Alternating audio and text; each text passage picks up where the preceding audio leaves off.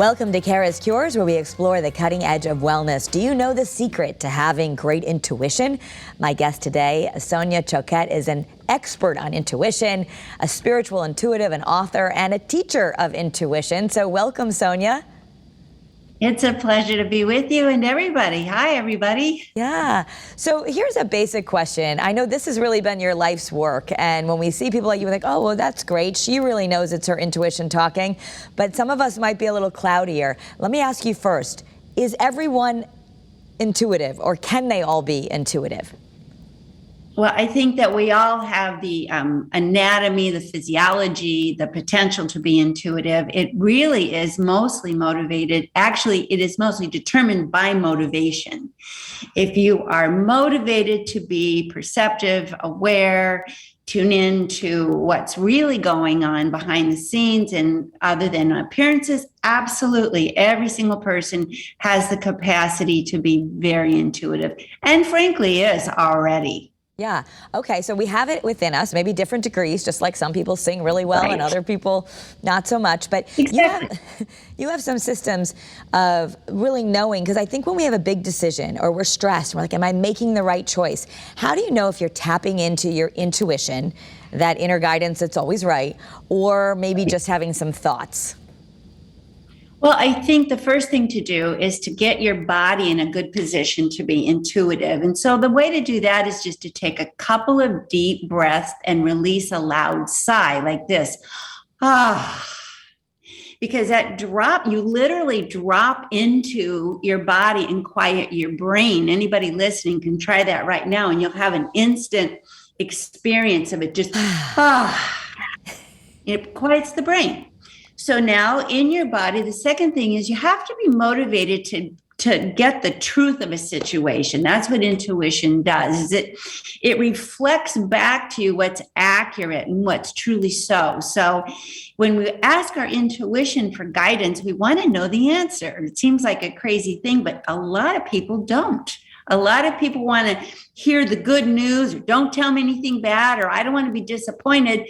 But if you really are prepared to get an accurate mirroring, then you pose the question, is this right for me? Not, is this absolutely right? Is this a good for me situation? A job, a relationship, a trip, a commitment to buy a home, any of the major things.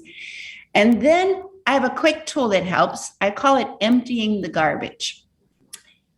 Verbally name all the things that you're afraid of, because that's what mixes up and interferes with intuition. I'm afraid I'm going to make a mistake. I'm afraid this is the wrong thing. I'm afraid I'm too late. I'm afraid I'm too early. I'm afraid I'll be wrong.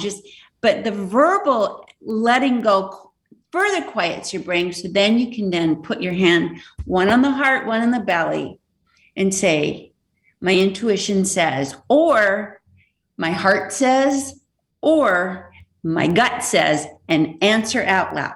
So you don't try to figure it out in the head. You verbalize whatever you're feeling, and then pay attention to how your body feels. If it's accurate intuition, everything in you will relax. Everything, your physical body, your breath, it's almost like putting a key in a lock. It's just like, yes. If it's not intuition, if it's wishful thinking, if it's you're struggling with it mentally, it feels like a ping pong ball going around your head and you don't relax. And it's very palpable. It's actually a very strong physical signature. So that is one of the ways in which you can tell you're dialing into real accurate inner guidance, intuition, versus taking a stab in the dark. Okay. Which, we all have big decisions to make. It's been a crazy time. I've heard someone sum it up that if it feels light for you, it's right for you. I guess we have to just get used to what that feels like in our body. If we feel good about it, it's more of a body experience than just in our head. It isn't. It is actually a very physical body experience, because intuition is tuning into energy. And this energy affects your body when you tune into it, and when you can actually kind of describe it or name it, your energy in your body expands. You just feel like, You just really do feel physically at ease. Even if what you're picking up is not what you want to hear. Say, is that the right guy to date? Is he right for me? And your intuition says no. You're still going to be relaxed. It's like, yes, that feels. And I always say, don't ask if it feels right. Ask if it feels true. Okay. Ask if it feels That's true. a big, because right, wrong, you're back in your head. If it feels true, everything in you just sort of settles down. I think, how much does patience have to do with this? Because a lot of us are like, I need to know, and I need to know right now. And so maybe you're sitting at your desk or you're sitting there just going, I need to know, and like, oh, nothing came. Do we need to allow more space and time for it to translate? First, I would recommend that you get up and go for a walk. Walk to the fountain, walk to get a drink, walk to go look out the window, because all that I need to know is adrenaline. And it floods and overwhelms your senses. As you walk, take 2-3 breaths. And if you don't get an answer, if you can't dial in right now, there's 3 types of intuition. Green light, go. That's like, I get the feeling right now. Red light, stop. And then I call it the yellow light, or the pause. It's too soon. So things are energy in motion. Intuition is picking up vibration in motion. Perhaps you're asking too quickly, too soon. It's not quite settled yet. So if you can't get any answer after you walk, after you pause, after you express your intuition out loud, sleep on it and ask again in the morning. Okay, yeah, so that we've always heard that, right? Your mom used to tell you to do that. I know Oprah says she calls it praying on it, but she'll ask herself and see how she feels when she first wakes up. Your mind is clear. You're able to pick up on the energy. Things might have evolved a little bit more. Take a drink of water first thing in the morning and then say out loud, my intuition says, and fill in the blank. And are men and women equally? We always say women are better at feelings or that, but in your experience as a lifelong teacher of this, are men and women equally intuitive? I would say they're actually equally intuitive. It depends on this. Men are intuitive about the things they care about. Okay. Men are very intuitive about the things that are important to them, just as are women. It's just that women tend to have a broader range of things they care about, because we biologically are, then socially are the caretakers of our relationships and our families and and the sort of the emotional side of things. So that's why we tend to have the bias that women are more intuitive.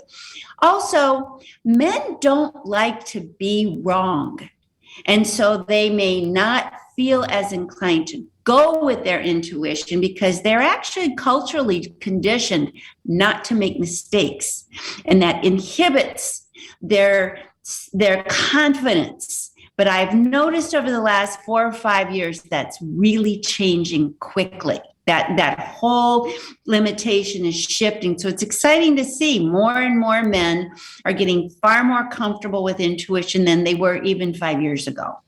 Yeah, this has been a confusing time. People are now sitting down and going, okay, what do I really want out of life? So this conversation, I think, is important, because we can tune into, maybe you were just doing something because you always did it.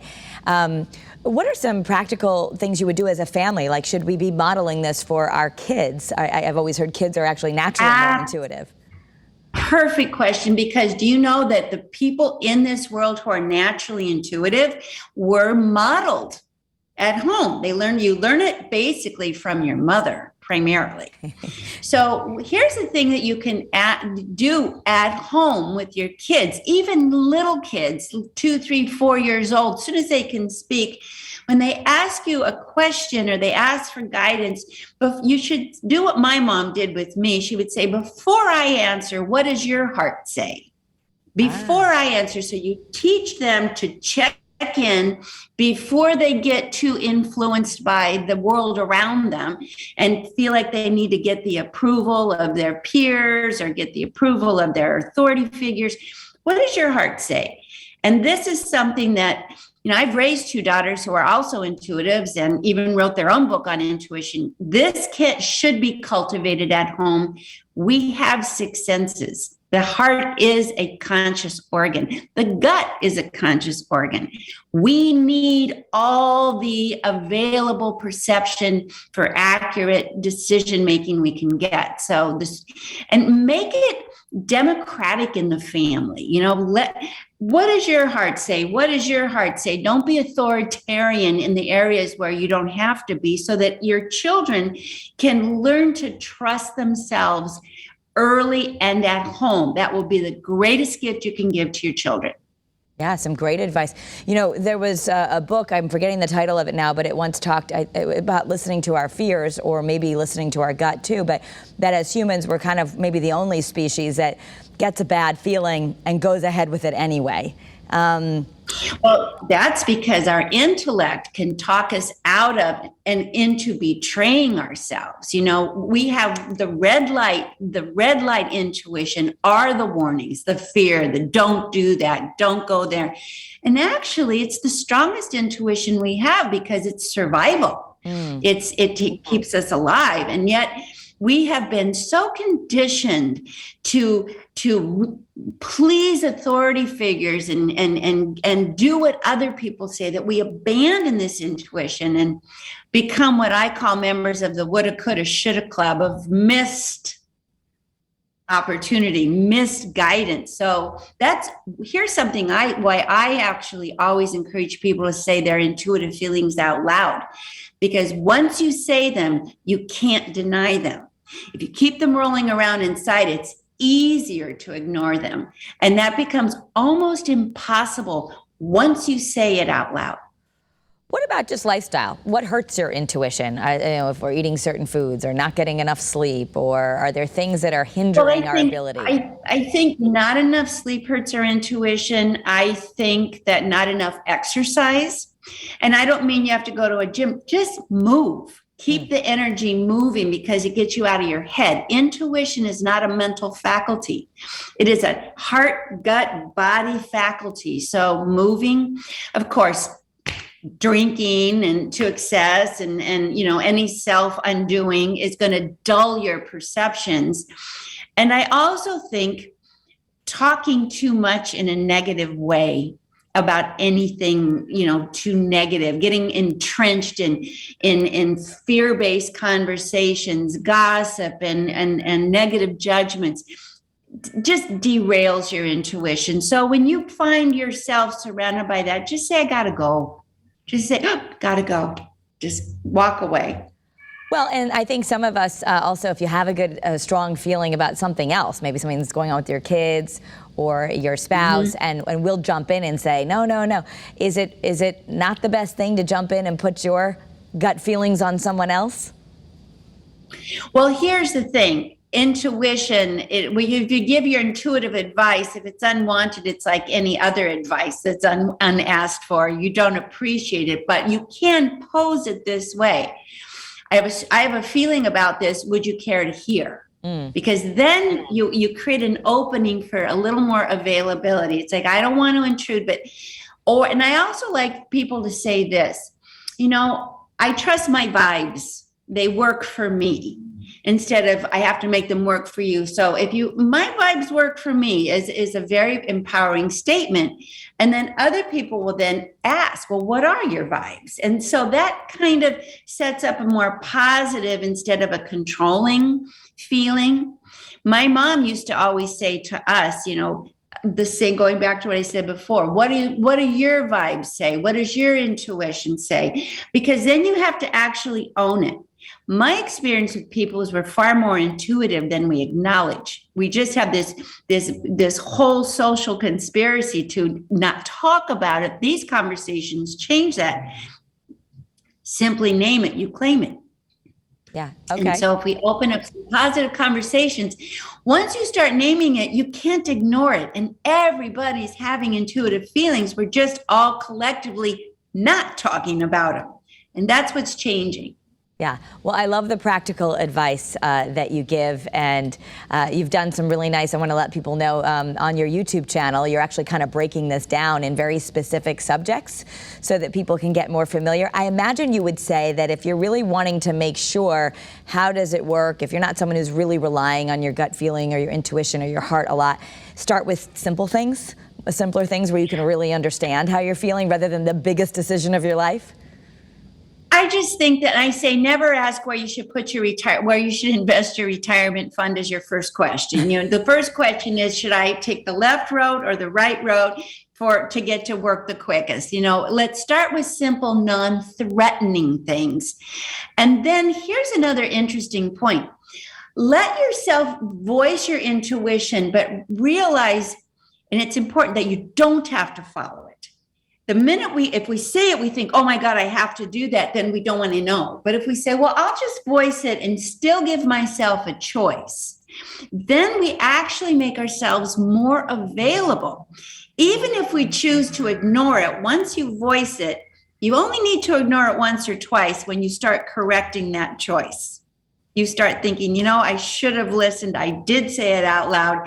I chose not to, but that wasn't a good idea. So don't make it all or nothing or threatening. Just like, okay, my head, here's another quick tool. You can, if you have a question and you want to get some intuitive guidance on it, say out loud, my head says 2-3 times. My head says this. My head says, do it, don't do it. My head says, be careful. And then quickly, my heart says. And then let this other voice just kind of slip in there. And you can compare them both. Every time a person expresses a true intuitive feeling, and I've been teaching for 40 years, you spontaneously smile. Oh, okay. Your body, it's an interesting thing. I've watched this around the world. I have taught all over the world. Physiologically, it's almost like your heart smiles. There's something in you that just is like, yes. Uh-huh. And that's one of the ways you just feel like, yeah, it's not a Cheshire grin, but there's just the light goes on in your eyes. You kind of smile. It just feels like you're clicking into something truthful, something good for you, and your body lightens up. I love it. All right, so some real practical things so that people can really tune in and make better decisions. Sonia, thank you so much for being with us. I want to let everyone know that they can actually go to your website. It's soniachoquette.com, and you have lots of resources there. Also on YouTube, yes. That's where I found you, all the different videos where you're really delving into this. Real practical stuff. So come and visit me on YouTube. You'll get a lot of tools that bring you instant results. We need our intuition now. So I think it would be really fun for anybody to turn this on and see that it's reliable. Absolutely. Sonia, thank you for sharing your wisdom with us. It was a pleasure. Thanks for having me on. My final word is always trust your vibes. Absolutely. Thank you. I want to thank everyone else for watching Kara's Cures also, and more episodes are on the WFSB streaming news app or on my social media channels at Kara Sundlin. You can also join the Kara's Cures Facebook group. Thanks so much.